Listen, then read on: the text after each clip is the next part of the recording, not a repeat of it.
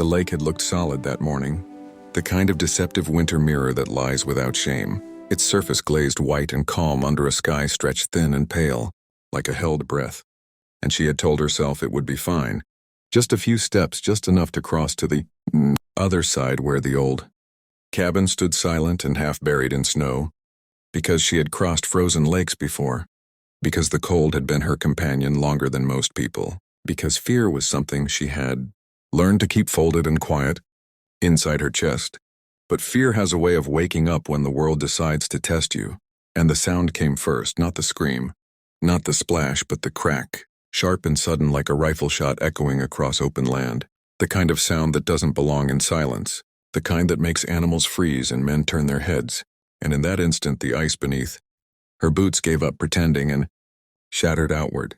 spiderwebs racing faster than thought, and the world dropped away as if gravity itself had been waiting impatiently, her body plunging through white into black, the cold hitting her like a living thing, stealing breath, stealing sound, stealing the very idea of warmth as she slammed into water so cold it felt solid, her lungs locking in shock as the hole above her began to shrink with drifting shards, light fracturing into jagged pieces as her arms flailed instinctively, gloves scraping uselessly against slick ice, panic exploding in her mind as every survival instinct screamed at once. Because cold water doesn't give you time to think. It doesn't give you dignity or slow realizations. It steals strength with every second. It turns muscles to stone and thoughts to noise. And she kicked hard, managing to break the surface once, gasping a single ragged breath before the ice edge crumbled and cut into her palms, pain blooming sharp and bright even through the numbness, blood blooming dark against white, and she screamed then. A raw animal sound ripped from somewhere deep. A sound that carried across the frozen lake and into the open fields beyond. A sound that collided with the crack that had come before it. And miles away, though it felt closer than that, a man on horseback jerked upright in his saddle, his body reacting before his mind caught up, because when you spend your life listening to the land, you learn its language. And that sound was wrong. That sound was danger. That sound was death trying to be quiet. The cowboy reining in hard, boots in worn stirrups, eyes scanning the horizon until he saw it. A dark shape thrashing against white, a hole where there should have been none, a pair of arms clawing at the surface like someone trying to escape the sky itself. And he didn't hesitate,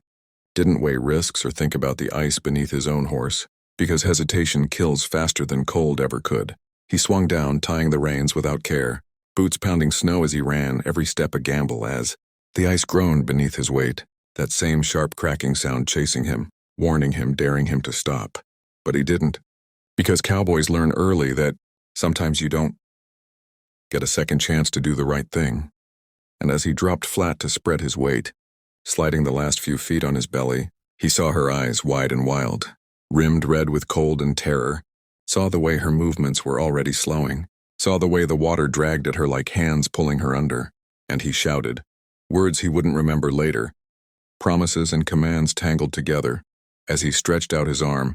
fingers brushing her sleeve once, missing, then catching, gripping hard as the ice cracked again beneath them both, shards biting into his forearms as he braced, muscles screaming, teeth clenched so hard his jaw ached. And she felt it, the grip real and solid, pain cutting through numbness as hope flared bright and fragile, and she latched onto him with everything she had left, nails digging through denim, body heavy and uncooperative as the cold tried to claim her, and he pulled inch by inch using leverage and stubborn will, dragging her chest over the ice, then her shoulders, then finally her hips as the hole widened behind her, water surging like it was angry to lose its prize. And the moment she was fully clear, he rolled,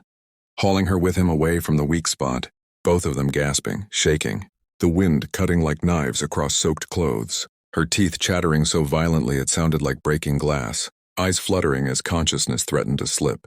And he didn't waste time, shrugging out of his coat and wrapping it around her, hands rough but steady as he pressed close, shielding her from the wind with his own body, voice low and urgent as he told her to stay with him, to breathe, to look at him because he knew the signs, knew how cold steals people quietly after the drama is done. And as he lifted her, astonished by how light she felt, how easily life could disappear, he glanced once at the lake, already smoothing over, already hiding what it had almost taken, and he swore under his breath, a promise to the land and to the woman in his arms that this wouldn't end here, that she wasn't done yet, not today. And as he staggered toward his horse, boots slipping, arms burning, he had no idea who she was, where she came from, or how this moment would carve itself into both their lives forever, only that he had heard the crack, and he had run toward it instead of away. And sometimes that single choice is the difference between a story that ends in silence and one that begins with survival. And if you're still here, still listening,